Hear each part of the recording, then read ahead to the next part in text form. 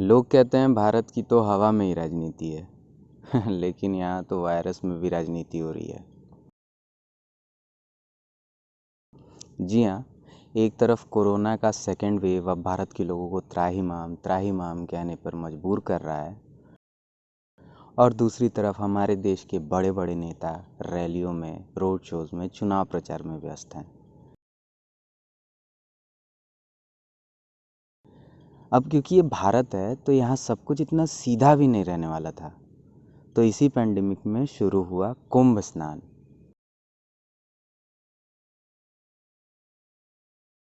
ठीक पिछले साल की तरह, लेकिन इस बार फर्क ये है कि हमारे देश के बड़े बड़े मीडिया हाउस चुप हैं।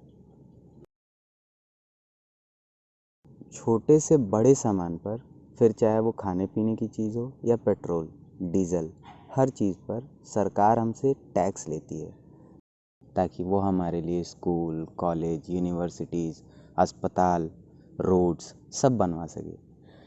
इस पैंडेमिक में जनता को सबसे ज़्यादा ज़रूरत है अस्पतालों की, ऑक्सीजन की, बेड्स की, पर वो उन्हें मिल नहीं रहा। क्यों? हमारे सरकार के पास तो 20 लाख के कोविड रिलीफ पैकेजेस थे, पीएम केयर फंड, हर सामान पर खरीदे जाने के बाद हम उनको टैक्स देते ही हैं। दिनों का लॉकडाउन लगा ही था ताकि अस्पतालों में ज़रूरी चीज़ें रखवाई जा सकें।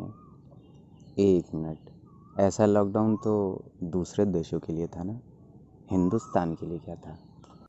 तो कोरोना वायरस की संक्रमण साइकिल तोड़ने के लिए कम से कम 21 दिन का समय बहुत अहम है।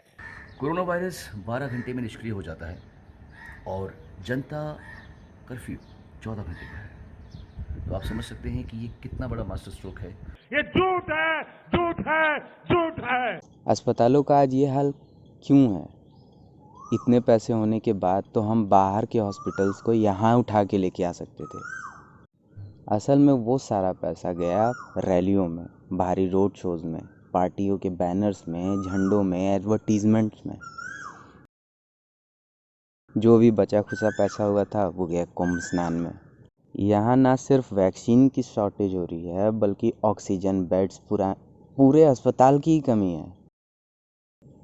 आपको क्या लगता है, क्या इन नेताओं को या इनके घर वालों को इनमें से किसी भी एक चीज़ की दिक्कत हो सकती है? अस्पतालों में लाइन लगाकर खड़े होंगे वो? महाराष्ट्र कांग्रेस पार्टी ने 19 अप्रैल की शाम एक ट्वीट के जरिए राज्य विधानसभा में विपक्षी नेता देवेंद्र फडणवीस पर आरोप लगाया।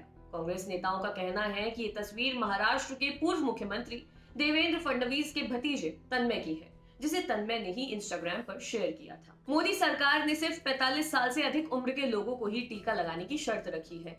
ऐसी स्थिति में 45 साल से कम उम्र के फडणवीस के भतीजे का टीकाकरण कैसे हो सकता है? अब कितना राम राज्य लाओगे? चारों तरफ तो राम नाम सत्य गूंज ही रहा है।